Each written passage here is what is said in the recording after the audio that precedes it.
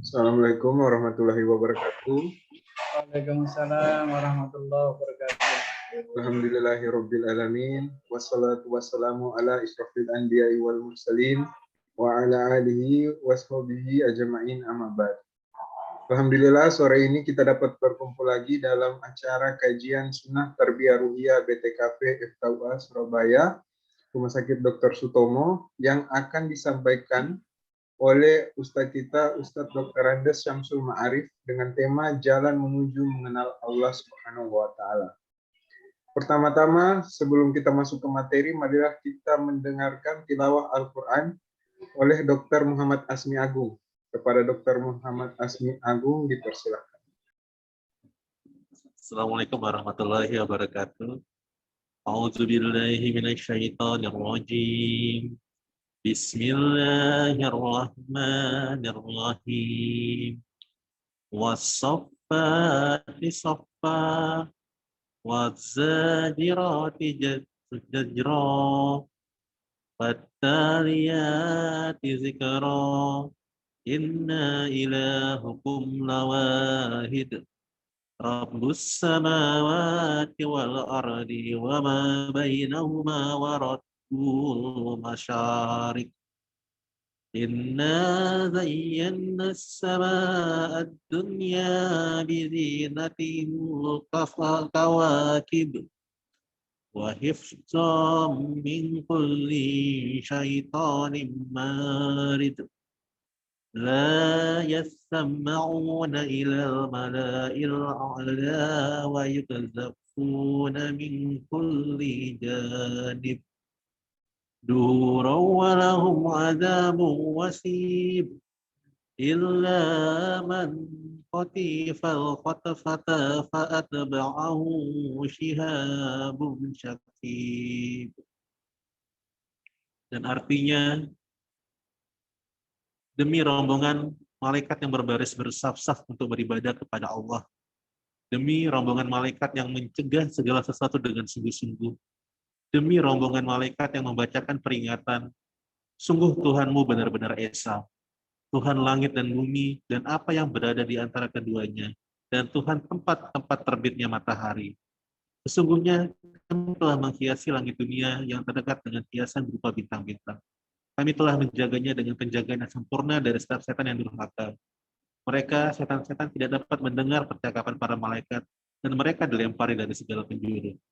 Untuk mengusir mereka, bagi mereka azab yang kekal di akhirat. Kecuali setan yang menyambar atau bicara dengan sekali sambar, maka ia dikejar oleh mereka menyala. Demikian, wassalamualaikum warahmatullahi wabarakatuh. Waalaikumsalam warahmatullahi wabarakatuh. Kepada saudara Dr. Muhammad Asmi kami ucapkan jazakallah khairan. Selanjutnya marilah kita memasuki materi utama yang akan disampaikan oleh Ustadz Syamsul Ma'arif. Kepada Ustadz kami persilahkan. Nggih, matur nuwun. Bismillahirrahmanirrahim. Assalamualaikum warahmatullahi wabarakatuh. Alhamdulillah. Wassalatu wassalamu ala Rasulillah wa la haula wa la quwwata illa billah. Rabbi shrah li sadri wa yassir li amri wahlul 'uqdatam min lisani yafqahu qawli. Amma ba'd. Bapak-bapak, ibu-ibu dan rekan-rekan semuanya, bersyukur kita kepada Allah di antara sekian banyak kesibukan, di antara sekian banyak pekerjaan, Bapak dan Ibu masih menyempatkan diri untuk tawakuf, untuk berhenti sejenak dalam rangka memberikan hak kepada ruh, kepada jiwa, untuk mendapatkan kebutuhannya. Memberikan hak kepada ruh dan jiwa untuk mendapatkan makanannya. Itulah sebabnya orang-orang yang beriman senantiasa memberikan kecukupan waktu kepada diri mereka untuk memberikan hak kepada hati, kepada akal, dan kepada fisik.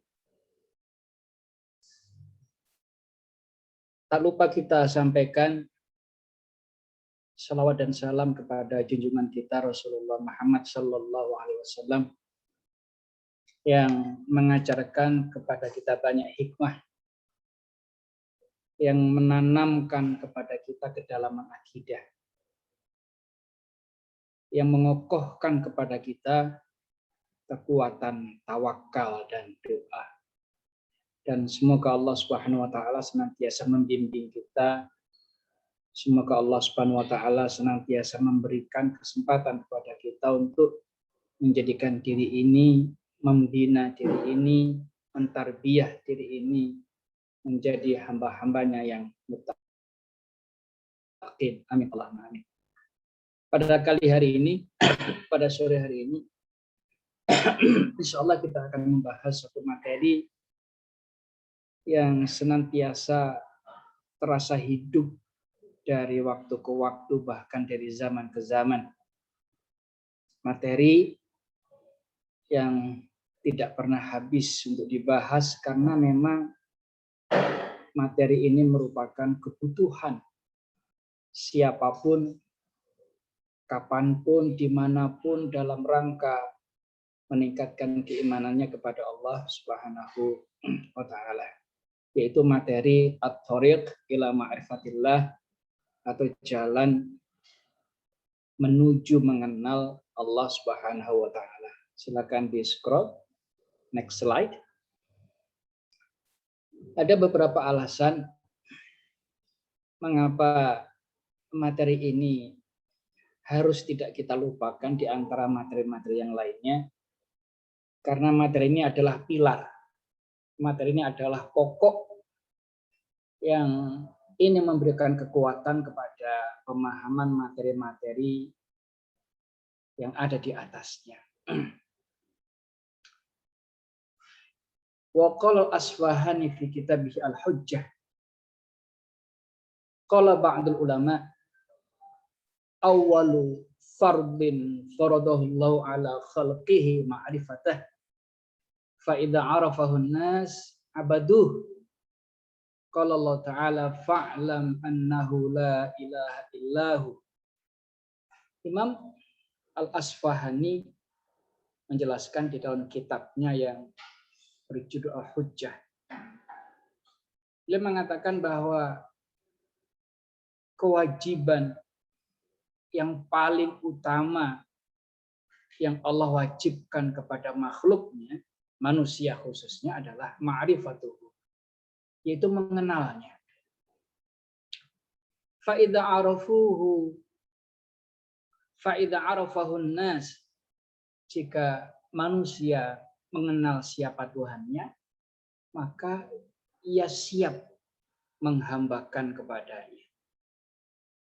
Allah berfirman, fa'lam annahu la ilaha illahu, maka ketahuilah sesungguhnya tidak ada Tuhan selain Allah. Fayambaghi lil muslimin an ya'rifu asma Allah wa tafsiruha. Maka ini yang penting ini. Sudah menjadi kewajiban bagi orang-orang yang beriman untuk mengetahui asma ataupun nama-nama Allah dan memahami tafsirnya. Fayu'adzimullah haqqa 'azmatihi. Maka dengan itu ia bisa mengagungkan Allah dengan sesungguh-sungguh keagungan. Ia bisa mengagungkannya dengan setulus-tulus keagungan. Dia bisa mengagungkannya dengan sejujur-jujur keagungan. Walau arada rajulun an yu'amila rajulan. Itu disebabkan karena seseorang jika ingin berinteraksi mengenal seseorang, talaba an ya'rifa ismuhu wa kunyatihi. Maka tidak dia harus mengetahui namanya dan bahkan julukannya dia perlu tahu. Wasmu abihi, wasmu jiddihi, nama orang tuanya, nama kakeknya. Wasa'ala an saghiri amrihi wa kabirih, dan bertanya tentang masa lalu dan masa besarnya. Allah khalaqana wa razaqana wa nahnu narju rahmatah. Itu lebih dari itu. Allah itu menciptakan kita, memberikan rezeki kepada kita, dan kita berharap rahmat dan kasih sayangnya. Wa nakhafu min sukhtihi, dan kita sangat mengkhawatirkan, kita sangat takut akan murkanya. Aula an na'rifa asma'ahu wa tafsiruha. Itu tidak bisa tidak kecuali harus dengan memahami nama-namanya dan juga memahami tafsirnya. Bapak-bapak, ibu-ibu yang dirahmati Allah, Imam Al-Ghazali di dalam kitabnya Ihya Ulumuddin, dia mengatakan bahwa al-qalbu kal awani, hati manusia itu seperti bejana. Jika bejana itu penuh dengan air, maka tidak akan ada udara yang akan memasukinya. Hati itu bejana yang isinya beraneka ragam. Maka jika keanekaragaman isinya memenuhi seluruh relungnya, maka pengetahuan tentang ma'rifat kepada Allah itu tidak akan bisa masuk ke dalamnya.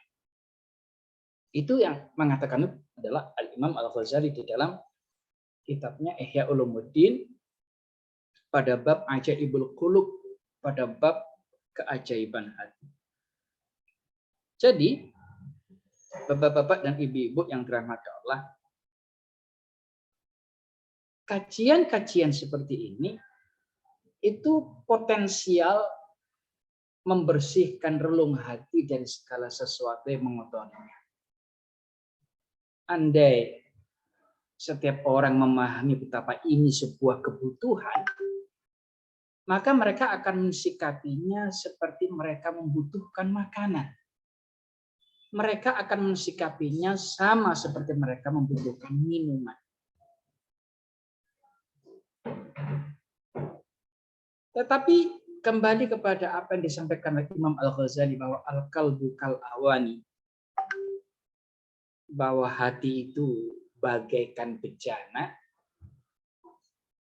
maka orang-orang yang sengaja dan penuh kesadaran mengosongkan hatinya dari segala bentuk yang memenuhinya dan kemudian mengisinya dengan kalimat-kalimat thayyibah untuk menegakkan ma'rifat kepada Allah, pemahaman-pemahaman tentang akidah, pemahaman-pemahaman tentang ibadah, dia yang akan berpeluang untuk bisa menemukan kelezatan iman dan kelezatan bisa bermakrifat kepada Allah. Banyak orang yang mengatakan bahwa kadang-kadang waktu menjadi penghalang utama bagi mereka untuk belajar. Disebabkan karena pekerjaan. Banyak di antara mereka yang kurang menyadari betapa pekerjaan itu akan selalu ada selama manusia masih ada di dunia. Ia akan terus menjerat dan bahkan menyisakan ruang sempit di dalam relung atau bejana hati, sehingga kita akan memiliki waktu sedikit pula untuk bisa belajar bermakrifat kepada Allah Subhanahu wa Ta'ala. Kita lanjutkan slide berikutnya. Nah, Imam Asbahani menjelaskan dalam kitabnya Hujjah. Hal yang pertama yang Allah wajibkan kepada hambanya adalah agar ia mengenalnya sampai dia mengetahui siapakah yang disembah. Ini mungkin saya akan sedikit berhenti kepada frasa atau kosakata sesembahan. Di dalam bahasa Arab, sesembahan itu padanannya adalah abada ya'budu, menghambakan diri. Jadi supaya kita pahami bahwa sesembahan itu meminta ketaatan kita. Sesembahan itu mencabut loyalitas kita. Sesembahan itu mengambil cinta kita. Itu yang mungkin harus selalu kita ingat. Bahwa Islam mengajarkan tidak boleh menyembah apapun kecuali Allah. Karena resiko jika seseorang menjadikan sesuatu atau seseorang sesembahan, maka sesembahan tersebut akan mencabut loyalitasnya, kesetiaannya, akan mengambil waktunya, akan merampas ketaatannya. Maka Imam Aswahani mengatakan bahwa kalau seseorang itu mengenal siapa Tuhannya, maka akalnya, jiwanya siap untuk menjadi hamba dan menjadikan Tuhan sebagai sesembahannya. Cuma kadang-kadang sedikit orang mendiskusikan tentang kata-kata sesembahan. Karena dalam bahasa Indonesia, sesembahan itu sebenarnya adalah Tuhan. Jadi sesembahan itu sama dengan Tuhan. Dan setiap sesuatu yang diyakini sebagai Tuhan, maka yang meyakininya adalah hamba darinya. Dan setiap Tuhan itu pasti merampas loyalitas, meminta ketaatan, bahkan mencabut habis waktunya hanya untuk berdekatan dengan sesembahannya tersebut. Sehingga kata Imam Aswahani, hal pertama yang Allah wajibkan kepada hambanya adalah agar ia mengenalnya sampai dia tahu, sampai dia paham siapakah sesungguhnya, apakah sesungguhnya yang diyakininya sebagai sesembahan. Jadi bapak-bapak dan ibu-ibu yang dirahmati Allah, dalam perspektif pemahaman seperti ini, kita diarahkan untuk memahami bahwa semua pekerjaan itu berpeluang untuk mendekatkan kita kepada Allah Subhanahu wa Ta'ala. Jadi luar biasa para ulama salafus soleh itu semuanya mengajarkan satu pemahaman, menghantarkan kita pada keberilmuan, bahwa di sana tidak ada ilmu tentang agama, ilmu tentang non-agama. Di sana tidak ada pekerjaan tentang agama dan pekerjaan tentang selain agama. Mengapa demikian? Karena ilmu itu basicnya Allah berikan kepada manusia agar dengannya ia tahu siapa Tuhannya, ia tahu siapa sesembahannya, dan ia sadar menghambakan dirinya kepadanya. Sampai kemudian Allah berfirman, ketahuilah bahwa pengagungan datang sesudah pengenalan. Itu bukan firman Allah ya. Itu penjelasan Imam Al-Asfahani. Fahamilah bahwa pengagungan itu datang sesudah pengenalan. Anda tidak mungkin bisa mengagungkan seseorang, mengagungkan sesuatu sebelum mengenalinya. Maka pengenalan itu menjadi mutlak. Pengenalan itu menjadi sebuah kewajiban. Pengenalan itu menjadi tak terbantahkan karena pengenalan itulah adalah tangga awal untuk menuju kepada pengagungan. Makanya Allah berfirman, fa'lam annahu la ilaha illahu. Ketahuilah bahwa tiada Tuhan atau tiada sesembahan selain Allah Subhanahu wa Ta'ala. Eh, terjemahan ini itu bukan saya yang buat, tapi terjemahan di dalam banyak tafsir. Ketahuilah bahwa tiada Tuhan atau sesembahan selain Allah Subhanahu wa Ta'ala. Yang kadang kurang difahami oleh banyak orang adalah bahwa sesembahan itu sebenarnya Tuhan. Dan Tuhan itu adalah sesembahan. Makanya hati-hatilah untuk menuhankan sesuatu, karena bisa jadi sesuatu itu bukan Tuhan sesungguhnya. Allah berfirman, ketahuilah fa'lam annahu la ilaha illallah. Tiada Tuhan selain Allah Subhanahu wa Ta'ala. Oke, kita lanjutkan diskusi kita. Next slide. Fa'lam annahu la ilaha illallah. Astaghfir li dzambika wa lil mu'minina wal mu'minat. Wallahu ya'lamu mutaqallabakum wa mathwaakum. Ini Quran surat Muhammad ayat yang ke-19. Maka ketahuilah tidak ada Tuhan yang patut disembah selain Allah. Dan mohonlah ampunan atas dosamu dan atas dosa orang-orang mukmin, laki-laki dan perempuan. Dan Allah mengetahui tempat usaha dan tempat tinggalmu. Coba perhatikan ini. Ada 3 poin yang kita bisa ambil pelajaran mendasar dalam surat Muhammad ayat yang ke-19. Yang pertama, Al-Quran mengajarkan kepada kita tidak ada Tuhan yang patut untuk disembah.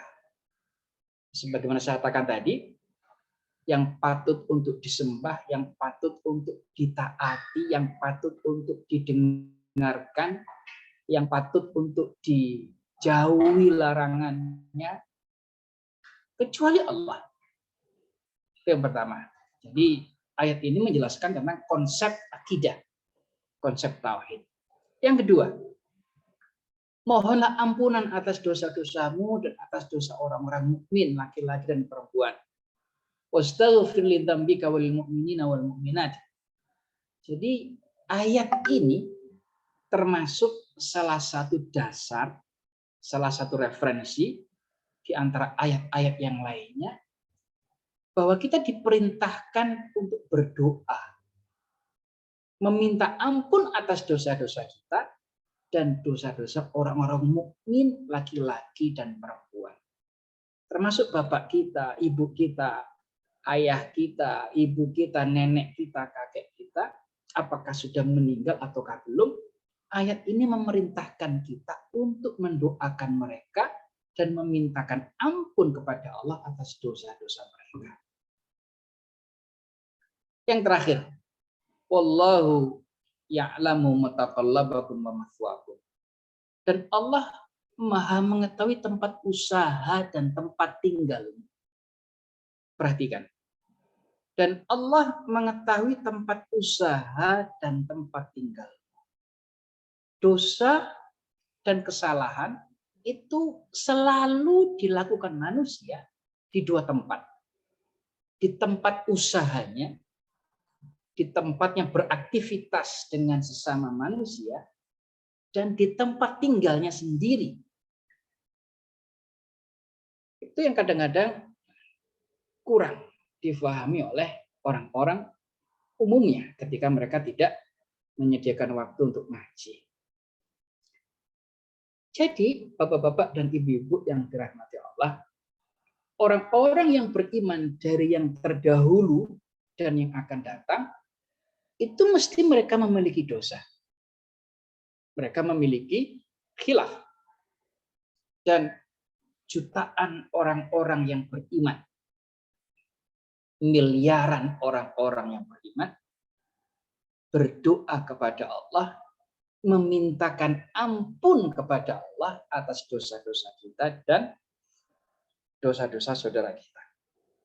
Jadi, bayangkan bapak-bapak dan ibu-ibu yang dirahmati Allah, ketika belahan bumi bagian sana itu pada waktu malam, dan belahan bumi di sebelah sini itu waktu siang. Yang belahan malam itu miliaran orang yang bangun malam, sholat tahajud, angkat tangan, berdoa, mendoakan kita semuanya, laki-laki dan perempuan. Kemudian ketika bulan bergeser dan waktu berubah, yang tadinya malam menjadi siang, yang siang menjadi malam, giliran mereka yang berada di belahan bumi bagian malam, mereka bangun tahajud, membaca Quran, mereka berdoa kepada Allah, miliaran pula menjawab doa-doa saudaranya dengan mendoakan kembali kepada Allah ampunan untuk mereka. Jadi bapak-bapak dan ibu yang Allah, itulah indahnya ajaran Islam. Sampai di mana ini tadi? Sebelum ini kita. Oke. Sehingga terkait dengan ini itu ada hadis sahih riwayat Imam Bukhari dari Abu Musa al-Asy'ari. Ya Allah, ampunilah kesalahanku, kebodohanku dan perbuatanku yang berlebih-lebihan dan dosaku yang lebih Engkau ketahui daripada diriku. Ya Allah, ampunilah dosa perkataanku yang tidak serius dan perkataanku yang serius. Kesalahanku, kesengajaanku, dan semua yang ada padaku. Jadi tidak ada ruang sebenarnya bagi orang-orang yang beriman itu untuk tidak melakukan dosa. Apalagi mereka yang tidak beriman. Tetapi Allah Subhanahu wa taala menjelaskan di dalam surat Muhammad ayat yang ke-19, Allah memerintahkan hamba-hamba yang beriman untuk saling mendoakan saudara-saudaranya dimanapun mereka berada, laki-laki dan perempuan. Itu kalau bumi dilihat dari bulan, maka akan nampak doa orang-orang yang beriman itu senantiasa menggema, naik ke atas. Allah terima dan Allah berikan apa yang menjadi permintaan hamba-hamba. Kita lanjutkan slide berikutnya, dokter. Qala Ibnu Qayyim fil Fuad.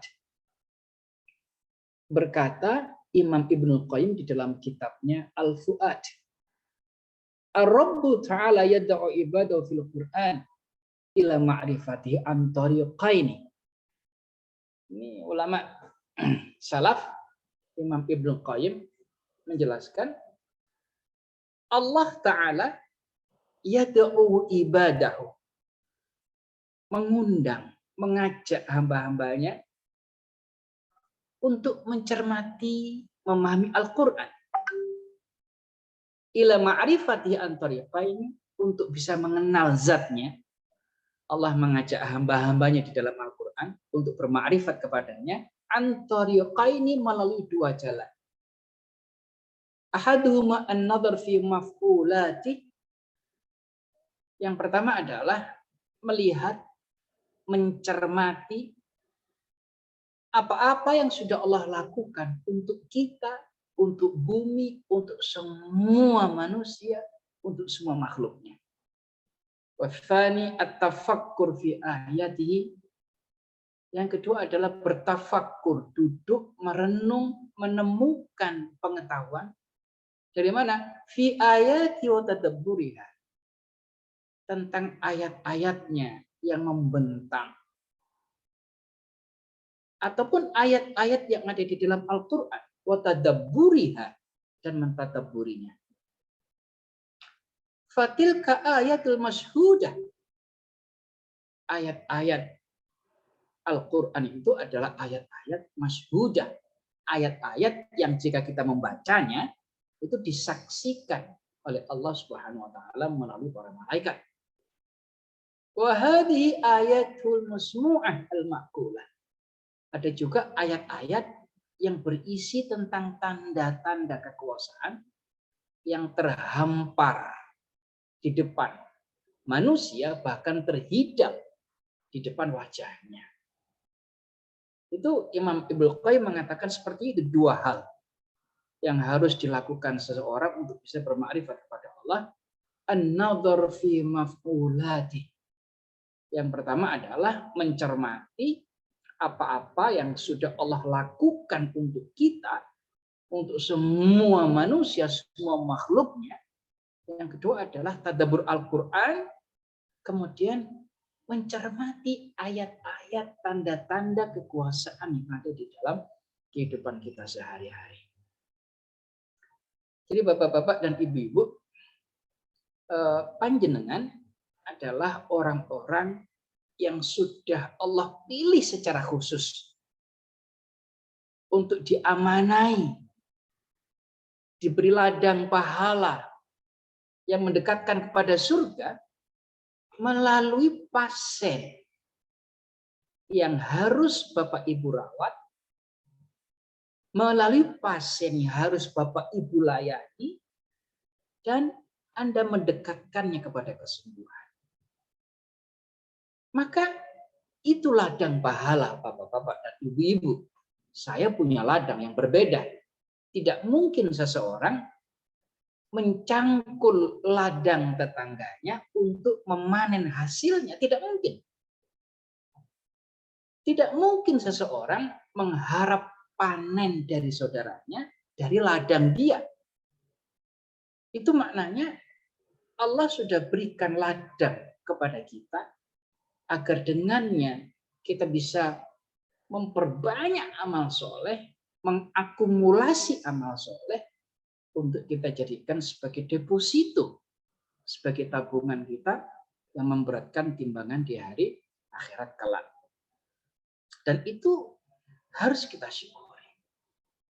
Kemudian wafil fatawa al-hadithah li Ibnu Hajar al-Haytami, di dalam kitab yang berjudul Al-Fatawa al-Hadithah, fatwa-fatwa kontemporer yang ditulis oleh Ibnu Hajar al-Haytami, beliau mengatakan at-tariq fi ma'rifatillahi ta'ala an-nadhar fi makhluqati. Jadi kalau memang kita benar-benar ingin meningkatkan kualitas makrifat kita kepada Allah, bukalah mata,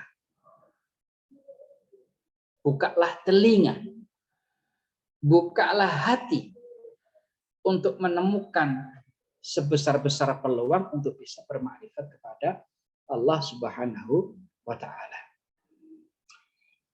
Ini di dalam lanjutan tulisan ini beliau mengatakan itu juga yang dilakukan oleh Nabi Yuna Ibrahim alaihissalatu wassalam.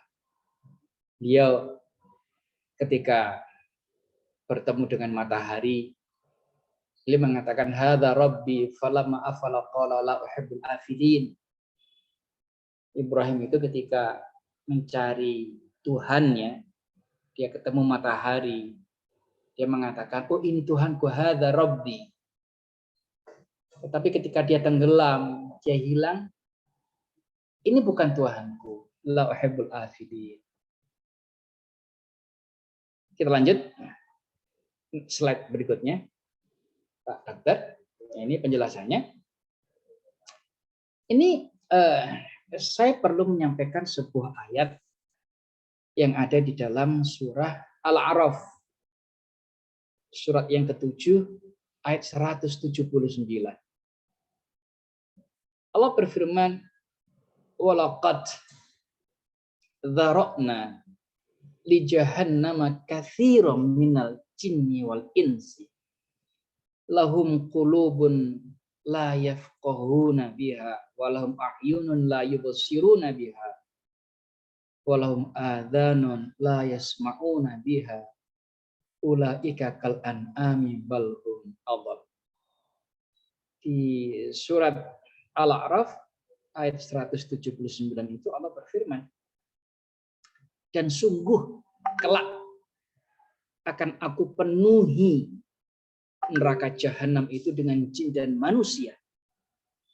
Itu disebabkan karena mereka memiliki hati tetapi tidak mereka gunakan untuk memahami.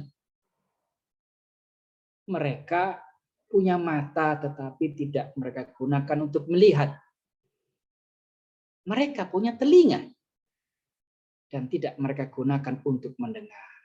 Ulaika kal an'am. Mereka itu semuanya seperti binatang. Balhum adall. Bahkan mereka lebih rendah kualitasnya dari binatang tersebut. Yang menarik adalah apa yang ditulis oleh Imam Ibnu Katsir di dalam kitab tafsir beliau. Nah, ketika beliau menafsiri ayat ini, beliau mengatakan, fa innahum la yantafi'una bisyai'in. Sesungguhnya mereka tidak memanfaatkan sama sekali anil jawarih, tentang anugerah berupa indera tersebut, mata, telinga, dan juga hati. Dimanfaatkan apa? Innahum la yantafi'una bi syai'in minal jawarih fi asbabi nuzul hidayah. Jadi mereka tidak pernah memanfaatkannya untuk membuka peluang dalam rangka menurunkan hidayah dari Allah Subhanahu wa Ta'ala. Satu hal yang juga sangat menarik, lanjutan tafsir beliau mengatakan, Imam Ibnu Katsir membandingkan bagaimana binatang, hewan memanfaatkan mata, telinga, dan bagaimana manusia memanfaatkan. Ini yang perlu kita cermati. Ibnu Katsir dalam masanya seperti itu, dia sudah memberikan penjelasan bahwa binatang itu punya mata sebagaimana manusia, dan mereka juga punya telinga sebagaimana kita. Tetapi kata Imam Ibnu Katsir, binatang itu hanya menggunakan matanya untuk melihat sesuatu yang barangkali membahayakannya, maka dia bisa lari darinya. Atau melihat sesuatu yang mungkin menjadi makanannya, maka dia mendekatinya. Atau mungkin bahkan mendekati sesuatu, mungkin anaknya atau musuhnya. Tidak lebih dari itu. Artinya, hewan itu melihat berhenti hanya pada objeknya saja. Hewan tidak mampu menemukan nilai di balik objek yang dilihatnya. Tetapi manusia, kata Imam Ibnu Katsir, ketika mereka melihat gunung, melihat samudra yang ombaknya menggelegak seperti itu, mereka akan menemukan nilai di balik objek yang dia lihat. Mereka akan menemukan nilai di balik sesuatu yang mereka lihat. Ketika manusia melihat lukisan, katakan, lukisan di sini bukan lukisan makhluk hidup ya. Ketika mereka melihat lukisan, maka selain matanya melihat lukisan itu, dia menemukan nilai di balik benda itu. Itu tidak mungkin terjadi pada binatang. Hewan ketika menggunakan telinganya kata Imam Ibnu Katsir juga digunakan hanya untuk mendengarkan ancaman yang membahayakannya, atau digunakan untuk mendengarkan adanya peluang makanannya. Tidak lebih dari itu. Tetapi manusia luar biasa. Manusia itu bahkan bisa menikmati apa yang ia dengar dengan telinganya. Nah, kata Al-Ghazali, ayat itu menjelaskan bahwa mereka-mereka, manusia-manusia yang tidak memanfaatkan keistimewaan indrawinya itu untuk membuka peluang turunnya hidayah Allah, itu mereka adalah manusia tetapi kualitasnya seperti binatang ternak, balhum adall. Bahkan kualitasnya lebih buruk daripada binatang ternak. Sehingga bapak-bapak dan ibu-ibu selalu terbentang jalan untuk menyempurnakan makrifat kita kepada Allah Subhanahu wa Ta'ala.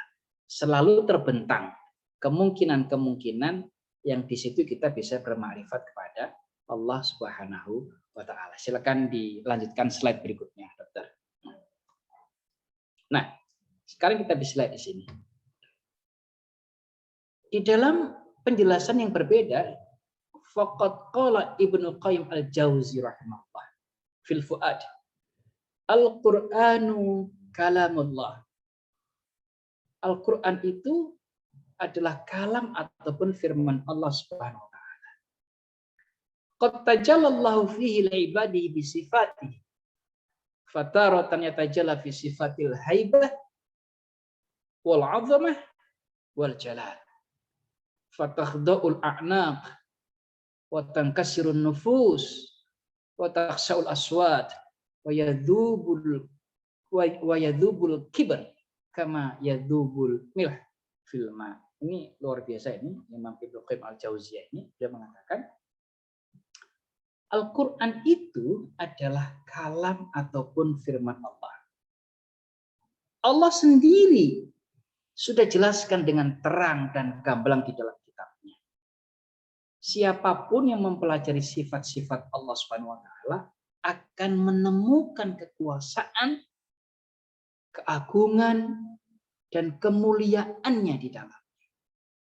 Yang karenanya akan tunduk kepalanya, terguncang jiwanya, melebur keangkuhan dan kecongkakannya, sebagaimana meleburnya garam di dalam air. Jadi bapak-bapak dan ibu-ibu, Imam Ibnu Qayyim al-Jauzi itu menegaskan bahwa Allah Subhanahu wa taala itu memperbanyak penjelasannya di dalam Al-Qur'an tentang zatnya. Jadi kesimpulannya begini bapak-bapak dan ibu-ibu. Kalau orang-orang yang beriman itu tidak mau mengaji, tidak membuka Al-Qur'an, tidak mencoba mempelajarinya, tidak mencoba menemukan mutiaranya, tidak mencoba menyelami luasnya samudra pengetahuannya, pertanyaan kritisnya, dari mana dia bisa mengenal Allah Subhanahu wa taala? Ini dalam sekali yang ditulis oleh Imam al-Jauzi, Imam Ibnu Qayyim al-Jauziyah ini. Jadi Allah sendiri sudah menjelaskan sifat-sifatnya di dalam Al-Quran. Maka ketika orang-orang yang beriman tersibukkan oleh urusan dunianya, yang karenanya membaca pun tidak pernah, apalagi mendalaminya, apalagi menemukan mutiara di dalamnya, apalagi menyelami keluasan samudra pengetahuannya. Pertanyaannya, dari mana dia akan bisa bermakrifat kepada Allah Subhanahu wa taala? Al-Quran itu manual book yang harus kita baca untuk bisa mengenali siapa Tuhan kita dan siapa diri kita. Termasuk bisa membuat kita mengenali tujuan hidup kita, dan dia adalah panduan. Dzalikal kitabu, kitab itu adalah panduan. Hudan, la raiba fi, yang tidak ada keraguan di dalamnya, hudal lil muttaqin. Jadi bapak-bapak dan ibu-ibu, makanya saya sampaikan tadi, bersyukurlah kepada Allah di tengah kesibukan yang mencabik habis waktu, di tengah pekerjaan yang menyempitkan waktu kita, membatasi waktu kita untuk beribadah, kita masih punya komitmen untuk duduk sejenak, memberikan hak kepada roh kita, spirit kita, jiwa kita, agar mereka bisa menikmati makanannya. Maka dalam perspektif ini, bapak-bapak dan ibu-ibu, mengaji itu kebutuhan, bukan kegiatan sisa. Itu kebutuhan.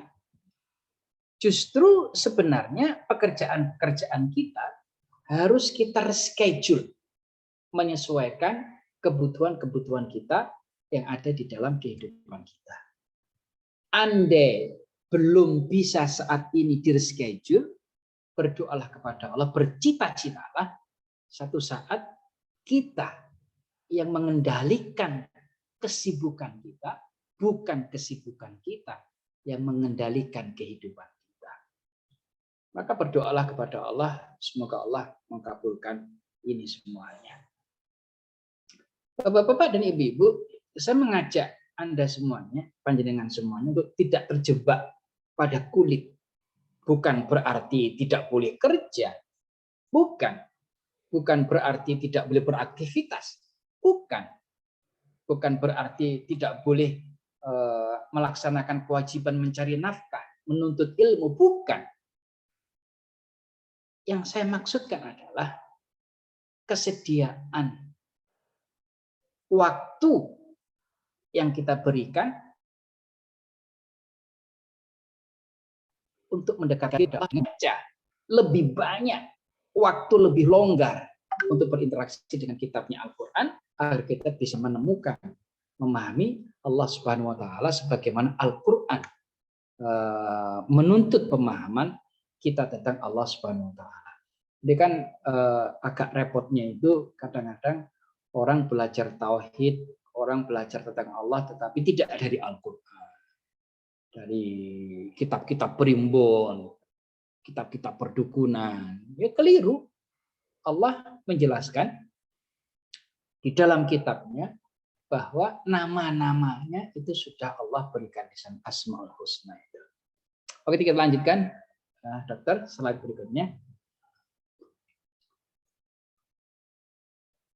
Ini saya akan jelaskan langsung aja dalam bahasa Indonesianya supaya waktunya tidak habis untuk membaca teksnya. Allah juga jelaskan di dalam Al-Quran sifat-sifatnya dan kesempurnaannya. Jadi dua, Allah jelaskan di dalam Al-Quran sifat-sifatnya dan kesempurnaannya. Yang dimaksud adalah kesempurnaan nama-namanya, keindahan sifat-sifatnya, dan keistimewaan apa yang sudah dilakukannya. Itu semuanya pada akhirnya menunjukkan kesempurnaan zatnya. Jadi bapak-bapak dan ibu-ibu yang dirahmati Allah, pertanyaan kritisnya kembali, kalau kita tidak benar-benar menyediakan waktu, tidak benar-benar mengesampingkan pekerjaan, atau tidak benar-benar berupaya memanage aktivitas kita dengan baik, agar kita punya waktu cukup untuk membaca Al-Quran, dari mana kemudian kita akan mempelajari itu semuanya. Oleh karena itu, bapak-bapak dan ibu-ibu semuanya, ini Imam Ibnu Qayyim Al-Jauzi mengajak kita untuk berdekat-dekat dengan Al-Quran. Sekurang-kurangnya membacanya. Kalau bisa lebih dari itu, memahaminya. Bisa lebih dari itu, mentadabburinya. Jangan tidak bisa apa-apa. Jangan membacanya tidak mungkin. Mempelajarinya tidak mungkin. Mentadabburinya juga tidak mungkin. Harus disediakan satu di antara yang memungkinkan. Bisa dilakukan. Yang berikutnya. Jika setiap orang mempelajarinya, mendalaminya, dan meyakininya, akan muncul tanpa disadarinya ketulusan cintanya kepadanya, kekuatan keyakinannya menyandarkan dirinya kepadanya, dan menikmati waktu dalam kebersamaan dengannya. Ya memang ini masuk akal. Ini logis dan rasional. Jadi semakin tinggi pengenalan kita kepada seseorang, semakin dalam pengenalan kita kepada seseorang, maka akan membuat kita lebih dekat kepadanya. Kita akan lebih memahami apa yang disukainya dan apa yang dibencinya. Kita akan memahami apa harapannya dan bahkan apa keinginannya.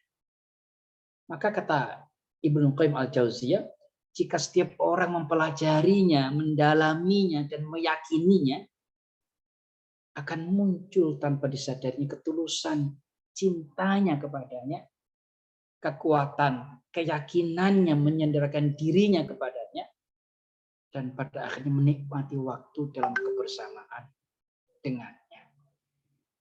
Jadi, ikhwafillah, bapak-bapak dan ibu-ibu yang dirahmati Allah, maka jika kita ini menjadi orang-orang yang terlalu sibuk dan tidak memberikan waktu sejenak untuk meningkatkan makrifat kita kepada Allah, kita akan menjadi orang yang paling merugi karena kita tidak mengetahui siapa pencipta kita, padahal Dia menghidupi kita. Kita rugi. Kita tidak memahami siapa pemberi kehidupan kepada kita, padahal Dia yang memberikan rezeki kepada kita. Kita tidak kenal kepada zat yang menyayangi kita, padahal Dia memberikan rahmatnya kepada kita. Jadi itu yang penting. Makanya Imam Al-Asbahani mengatakan di awal slide tadi, kewajiban pertama yang Allah tetapkan kepada manusia adalah kewajiban untuk mengenalinya sampai dia tahu siapa Tuhannya dan siapa sesembahannya. Kita lanjutkan slide berikutnya. Silakan, Dok, slide berikutnya. Ini waktunya tidak banyak karena kita harus dialog. Nah, ini contoh ayat yang menunjukkan kemurkaan Allah Subhanahu wa taala. Jadi sejenak mari kita mencoba untuk berinteraksi dengan Al-Qur'an. Allah itu memberikan bekal kepada manusia di dalam Al-Qur'an untuk bisa mengenalinya, bisa bermakrifat kepadanya. Dan itu kebutuhan yang tidak pernah habis oleh siapapun orangnya, asal dia beriman, dimanapun tempatnya tinggal, itu akan menjadi kebutuhan.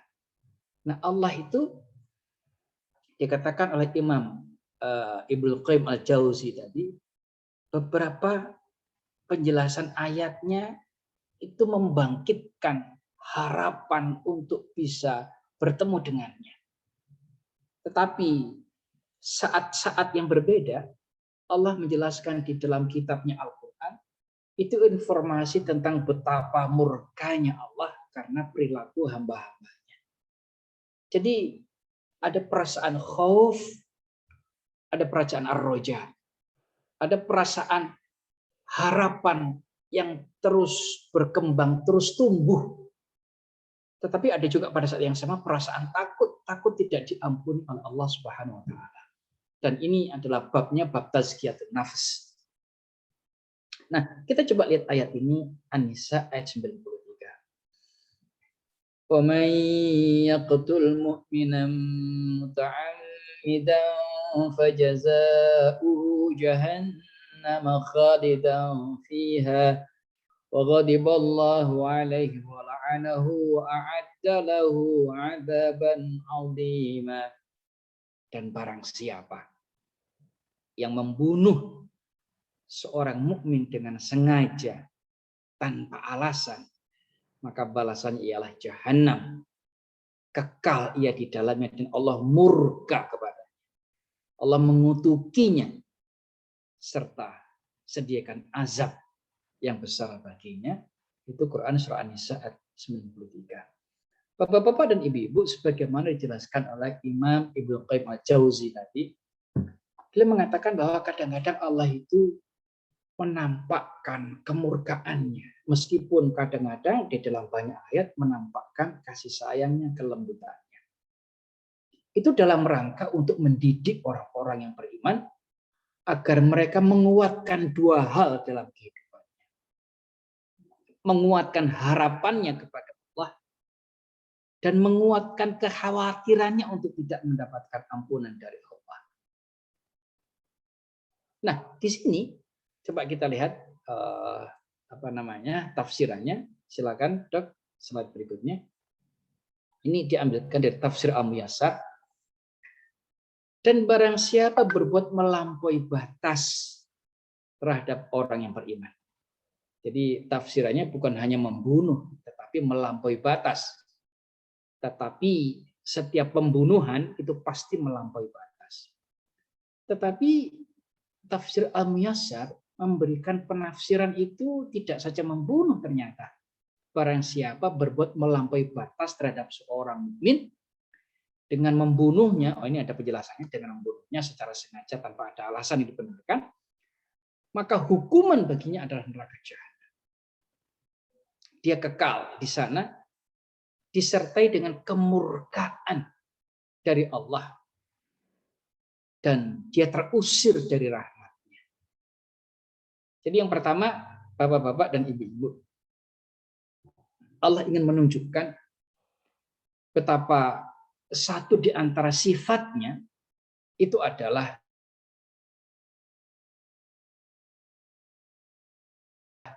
tapi rahmat dan kasih sayang jauh lebih luas daripada murkanya. Di dalam satu ayat Allah berfirman di dalam Al-Quran, wa rahmati wasi'at kulla syai'in, dan kasih sayangku mencakup semua hal dalam kehidupan ini. Wa rahmati wasi'at kulla syai'in, setiap sesuatu itu tidak pernah lepas dari rahmat dan kasih sayang Allah. Jadi bayangkan seorang ibu karena ingin mendidik sang anak, satu saat dia pasti murka, tetapi pada banyak saat yang lainnya dia adalah pengasih. Jadi tidak mungkin seorang ibu itu marahnya lebih banyak daripada sayangnya. Tidak mungkin seorang guru murkanya lebih banyak daripada sayangnya. Tidak mungkin. Nah itu sebenarnya Allah yang menjadikan manusia bisa memiliki perilaku dan pemahaman seperti itu. Disebutkan oleh Imam Ibnu Qayyim, jika dia memberikan orang itu balasan karena dosanya, dan Allah sediakan baginya siksaan yang paling keras disebabkan apa yang dilakukan berupa tindak kejahatan besar. Akan tetapi Allah memaafkan dan melimpahkan karunia-Nya kepada orang-orang yang beriman. Maka Allah tidak membalas mereka dengan kekekalan di dalam neraka jahanam. Itu tafsir Imam Ibnu Katsir. Orang-orang yang beriman itu tidak ada yang kekal di dalam neraka. Mereka mendapatkan hukuman disebabkan karena kelalaiannya. Dan kelalaian itu akan Allah hapus dengan istighfar yang dilakukan olehnya. Tetapi orang-orang yang tidak beriman, orang-orang yang menuhankan selain Allah sebagai Tuhan, maka ancamannya adalah neraka jahanam. Innallaha la yaghfiru ayyushraka bihi wa yaghfiru ma duna dzalika liman yasha. Allah itu tidak akan mengampunkan dosa syirik dan Allah akan ampunkan dosa selain syirik kepada hamba-hambanya yang Ia kehendaki. Jadi ayat ini mencoba mengenalkan kepada kita salah satu sifat Allah Subhanahu wa taala. Ada 99 sifat yang wajib kita ketahui dan salah satu sifatnya adalah Allah itu memberikan azab kepada hambanya bukan disebabkan karena sifatnya, tetapi disebabkan karena perilaku hambanya yang senantiasa melakukan dosa dan senantiasa melakukan kesalahan. Jadi itu yang penting untuk dicatat di dalam benak kita bahwa Allah itu Maha Penyayang dan Maha Pengasih. Nah, Bapak-bapak dan Ibu-ibu, ini salah satu cara untuk menyempurnakan makrifat kita kepada Allah. Salah satu cara untuk meningkatkan makrifat kita kepada Allah. Yang pertama, kita harus bermakrifat, kita harus mengenal Allah Subhanahu wa taala bahwa Allah itu Maha Rahman. untuk semua makhluknya, dan Maha Rahim untuk orang-orang yang beriman. Maka tafsir Al-Muyassar menjelaskan orang-orang yang beriman, Allah maafkan dosanya, Allah limpahkan karunia kepadanya, dan Allah tidak membalasi mereka dengan kekekalan di dalam neraka jahanam.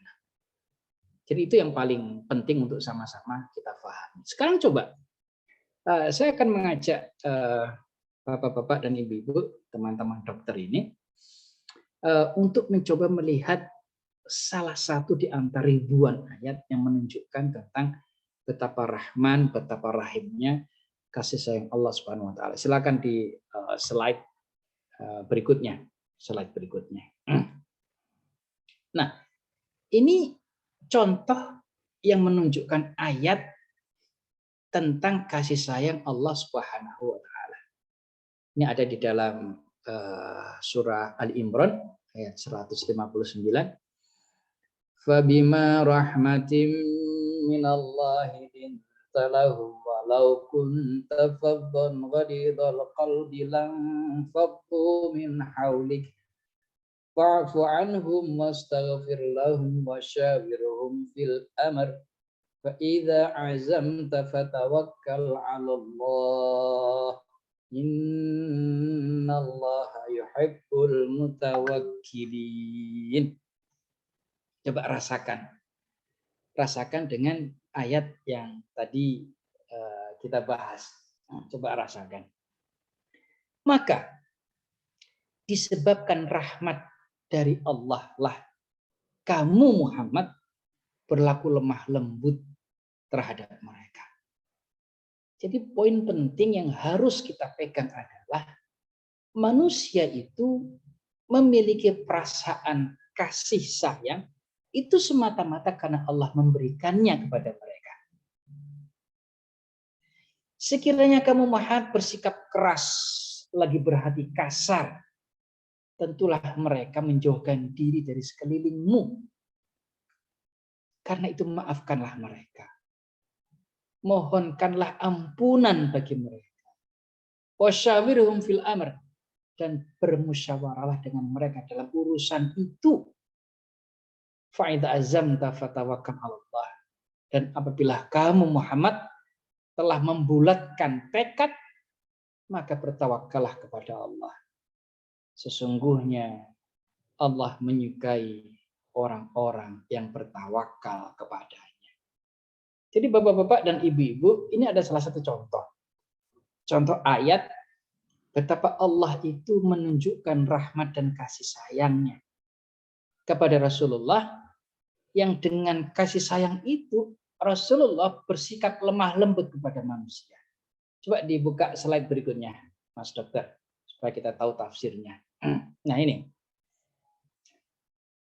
Jadi saya baca ulang, maka dengan rahmat dari Allah kepadamu dan kepada para sahabatmu wahai Nabi, Allah melimpahkan karunia-Nya kepada, sehingga kamu menjadi seseorang yang lembut terhadap mereka, terhadap orang-orang kafir.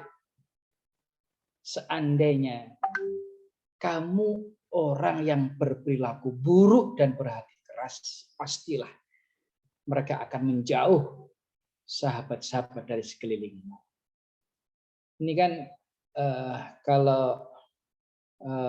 ini kan ayat ini bercerita tentang kesalahan yang dilakukan oleh para sahabat saat perang Uhud. Nanti saya jelaskan, kita lanjutkan dulu. Maka janganlah kamu hukum mereka atas tindakan yang muncul dari mereka pada perang Uhud. Dan mintalah kepada Allah, wahai Nabi, supaya Allah mengampuni mereka. Dan bermusyawarahlah dengan mereka dalam perkara-perkara yang kamu membutuhkan adanya musyawarah.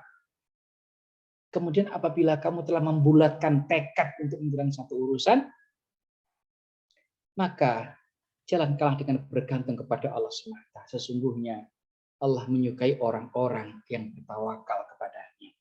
Saya akan jelaskan kepada bapak-bapak dan ibu-ibu tentang latar belakang turunnya ayat ini. Sebagaimana kita pahami bahwa pada perang Uhud, perang kedua sesudah perang Badar. Pada perang Uhud itu sahabat Nabi dan Nabi dipukul mundur oleh orang-orang Quraisy. Anda ingat ada 100 orang yang ditugasi oleh Rasulullah untuk menguasai puncak Gunung Uhud dan tidak turun apapun keadaannya dan betapapun sulit atau mudahnya situasinya. Perintah Nabi cuma satu, jangan turun dari bukit Uhud bagaimanapun keadaannya. Kalau sekarang mungkin orang mengatakannya sniper. Ini adalah pemanah ulung yang ditugasi untuk menghujani anak panah dari bukit Uhud kepada orang-orang Quraisy yang menyerang mereka dari bawah. Jadi bayangkan betapa strategisnya posisi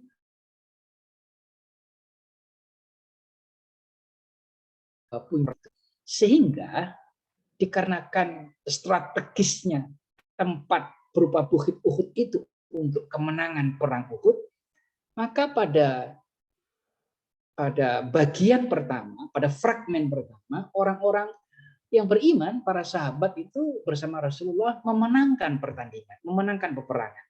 Maaf, bukan pertandingan, memenangkan peperangan. Sehingga banyak di antara orang-orang musyrik yang tumbang, terbunuh karena peran strategisnya pemanah-pemanah ulung yang ada di Bukit Uhud. Tetapi waktu itu Khalid bin Walid waktu itu masih belum menjadi orang yang beriman, memimpin pasukan orang-orang kafir Quraisy. Dia memilih untuk menaiki lembah Uhud itu dari belakang.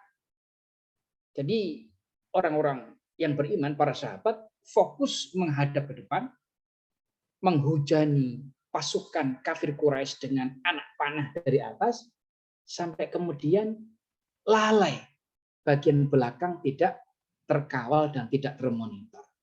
Maka Khalid bin Walid dalam sirah, dalam tarikh itu, sejarah itu, dia mengambil jalan belakang, naik bukit Uhud dari belakang, dan kemudian dibunuhilah ke 100 orang itu sampai tersisa hanya 10 orang.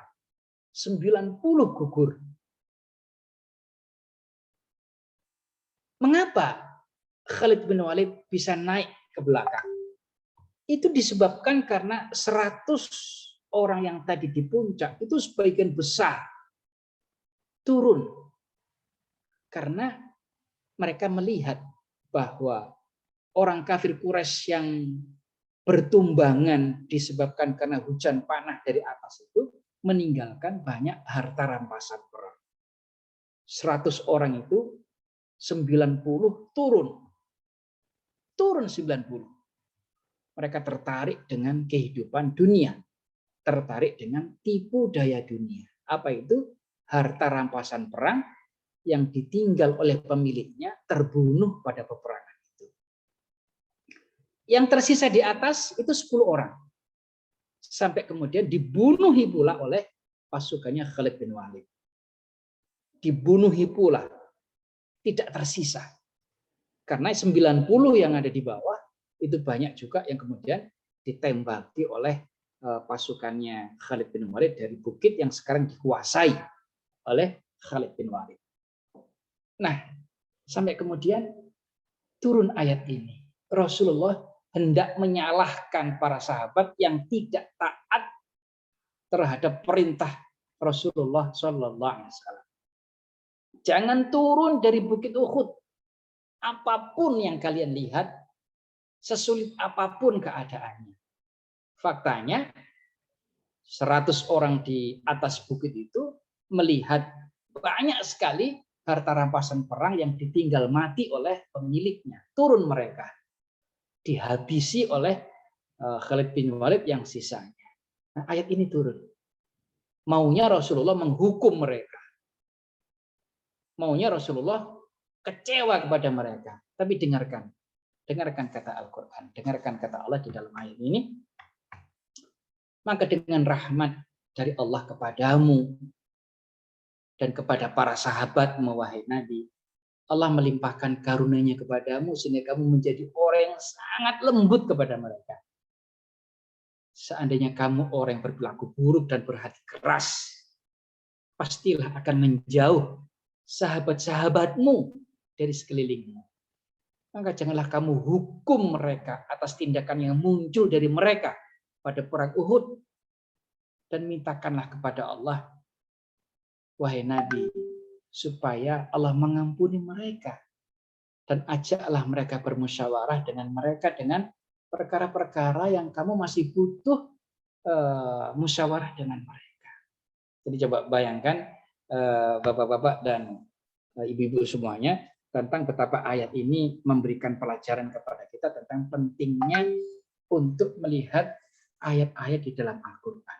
Jadi dua ayat ini jadi contoh betapa satunya menjelaskan tentang sifat Allah yang murka kepada siapapun yang membunuh orang-orang beriman tanpa ada alasan dengan kesengajaan. Yang kedua, bahkan Allah begitu Rahman, begitu Rahim, meminta Rasulullah untuk tidak menghukum mereka atas tindakan yang muncul dari mereka pada perang Uhud. Nah, bapak-bapak dan ibu-ibu, tinggal 15 menit lagi, mungkin 5 menit tersisa lagi, nanti habis itu saya tutup untuk dialog. Poin terakhirnya adalah perbanyaklah mengkaji ayat-ayat Allah. Karena itulah cara terbaik untuk bisa bermakrifat kepada Allah. Inilah cara yang ditempuh oleh salafus saleh. Ini cara yang ditempuh oleh orang-orang soleh terdahulu untuk bisa bermakrifat kepada Allah Subhanahu wa Ta'ala.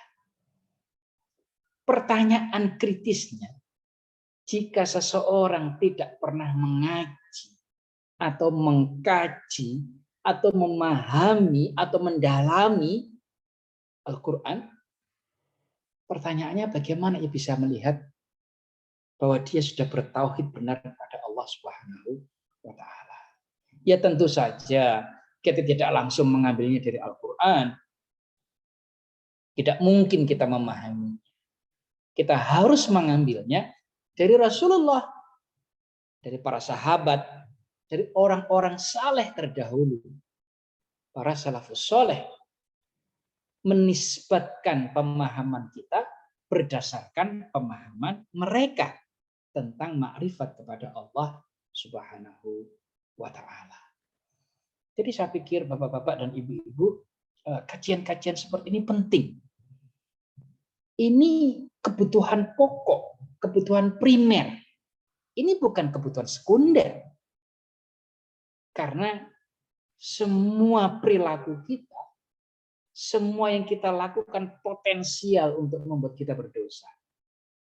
Di ayat yang pertama tadi kita bahas, Allah berfirman, mintalah ampun kepada Allah atas dosa-dosamu, dan mintakan ampun kepada Allah dosa orang-orang beriman dimanapun mereka berada, laki-laki atau perempuan. Yang terakhir, Allah Maha mengetahui di mana tempat usahamu dan di mana tempat tinggalmu.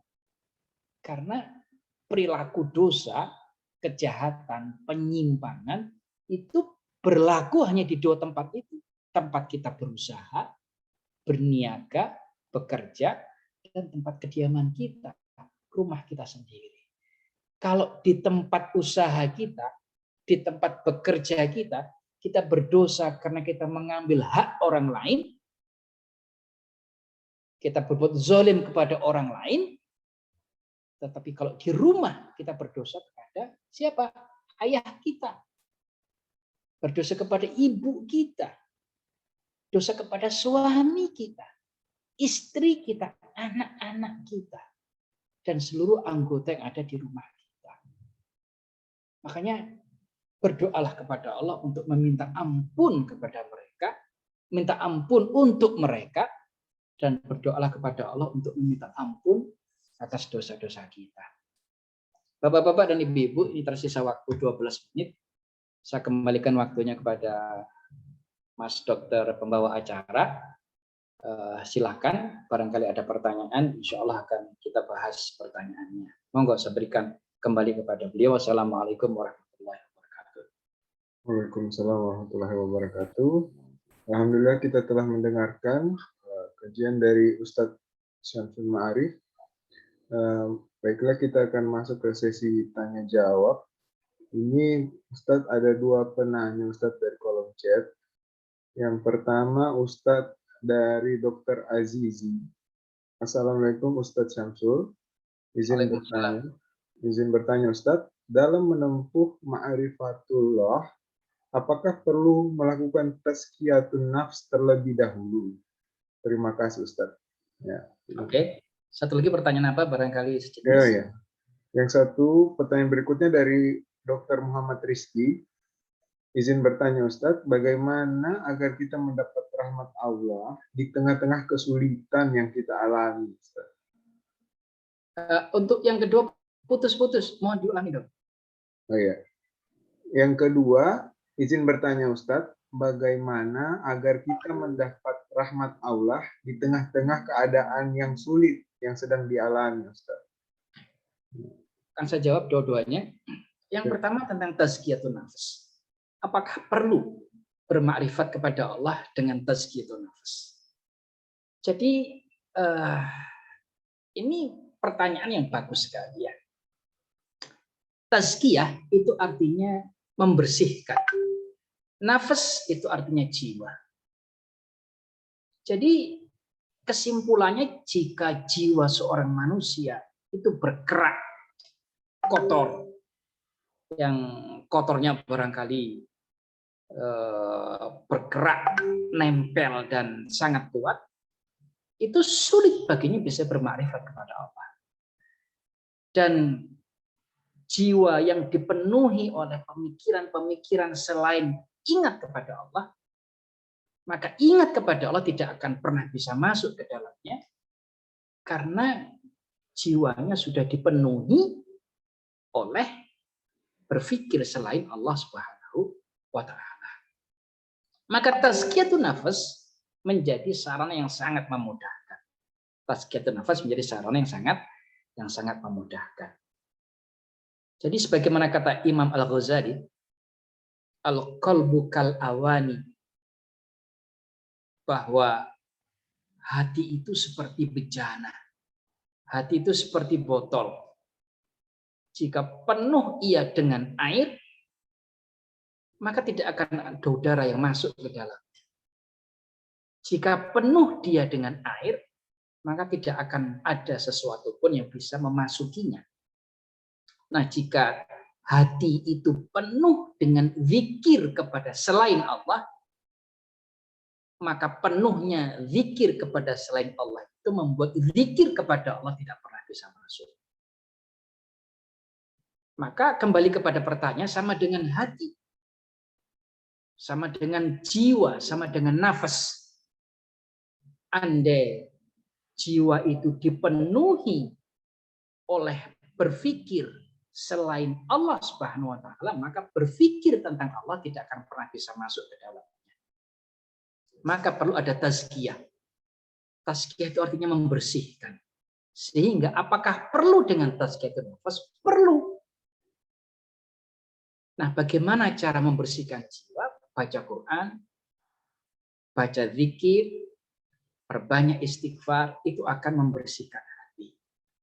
Maka sebanyak apa pembersihan itu dilakukan, maka sebanyak itulah pengaruh zikir kepada Allah akan datang.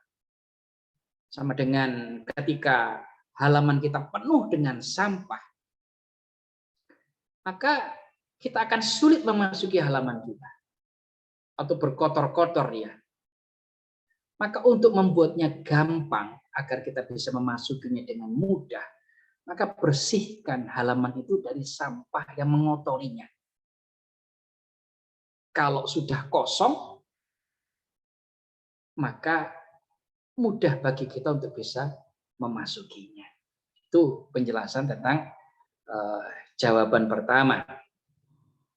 Jadi apakah perlu dengan tazkiyatun nafas? Perlu tazkiyatun nafas. Jadi tazkiyatun nafas itu Bapak-bapak, Ibu-ibu, mohon tidak diartikan sebagai agenda atau program yang independen, yang tersendiri, bukan. Jadi tazkiyatun nafas itu intinya adalah membersihkan hati, membersihkan jiwa dari segala yang mengotorinya. Melalui membaca Al-Quran, zikir kepada Allah, memperbanyak istighfar, kemudian memberikan infak, sedekah. Salah satu contoh ya, tentang sedekah, infak. Dunia itu sifatnya mengikat. Harta itu sifatnya mengikat pemiliknya dari memberikan kepada orang lain. Maka barang siapa yang membiarkan dirinya diikat oleh harta, maka ia tidak akan menafkahkannya kepada orang lain karena dia ia relakan dirinya diikat oleh harta. Maka ketika Quran memerintahkan kita berinfak, bersedekah, sesungguhnya sedekah itu melatih seseorang untuk memutus ikatan harta kepada dirinya. Semakin besar jumlah harta yang dia kuasainya, semakin besar belenggunya mengikat orang itu. Maka Al-Quran memerintahkan untuk berinfak, bersedekah, supaya ikatan-ikatan harta, ikatan-ikatan dunia yang membelenggu itu bisa lepas dan dia memberikan infaknya kepada orang lain. Jadi infak itu prinsipnya adalah metode terbaik untuk membuat orang tidak terikat, terbelenggu dengan ikatan-ikatan harta. Pertanyaan yang kedua, bagaimanakah cara untuk mendapatkan rahmat dari Allah Subhanahu wa taala di kondisi yang rumit seperti ini? Saya bacakan satu ayat. Jadi yang menjawab itu adalah Allah, bukan saya. فَإِذَا قُرِئَ الْقُرْآنُ فَاسْتَمِعُوا لَهُ وَأَنصِتُوا لَعَلَّكُمْ تُرْحَمُونَ. Jika dibacakan kepada kalian Al-Quran, dengarkanlah, camkanlah, la'allakum turhamun, semoga dengan itu kalian mendapatkan rahmat dari Allah Subhanahu wa taala. Jadi ayat ini menjelaskan rahmat itu akan turun kepada kita jika kita mendengarkan bacaan Al-Quran. Bisa dari lisan kita sendiri atau bisa dari lisan orang lain. فَإِذَا قُرِئَ الْقُرْآنُ فَاسْتَمِعُوا لَهُ وَأَنصِتُوا لَعَلَّكُمْ تُرْحَمُونَ. Jika dibacakan, jika diperdengarkan kepada kalian Al-Quran, maka dengarkanlah. Jangan bergurau, jangan bermain, jangan tertawa, dengarkan. Supaya dengan mendengarkan itu, kalian mendapatkan rahmat. Jadi kuncinya, rahmat Allah itu terbentang, terserak di halaman-halaman Al-Quran. Maka barang siapa yang sering membukanya, dia akan mengambilnya. Dan barang siapa yang mengabaikan, dia akan kehilangannya. Insya Allah itu, dokter, sudah kurang 2 menit dari jam 5 ini. Saya kembalikan waktunya. Terima kasih banyak. Assalamualaikum warahmatullahi wabarakatuh. Waalaikumsalam warahmatullahi wabarakatuh. Jazakallahu khairan Ustadz Syamsul Ma'arif atas jawaban-jawabannya. Kepada seluruh peserta kajian sore ini, sampailah kita di penghujung acara. Semoga apa yang disampaikan oleh Ustadz Syamsul Ma'arif ini dapat menjadi hikmah untuk kita semua, dapat mempermudah kita mengenal kepada Allah Subhanahu wa taala dan menjalankan perintahnya dan menjauhi segala larangannya. Amin, amin, Amin ya rabbal alamin. Insyaallah rekaman video kajian kita ini akan diunggah di aplikasi YouTube, dan di aplikasi YouTube juga itu sudah ada video-video dari kajian-kajian kita sebelumnya. Alhamdulillah. Jadi, bila ada peserta yang ingin mendengar kembali kajian ini bisa mengecek di akun YouTube kami Tarbiyah Ruhiyah BTKP FKUA Surabaya. Alhamdulillah. Baiklah, kita tutup kajian kita sore ini dengan mengucapkan doa kafaratul majelis. Subhanakallahumma wa bihamdi asyhadu an la ilaha illa anta wastaghfiruka wa atubu ilaik. Wabillahi taufiq wa hidayah. Wassalamualaikum warahmatullahi wabarakatuh. Waalaikumsalam warahmatullahi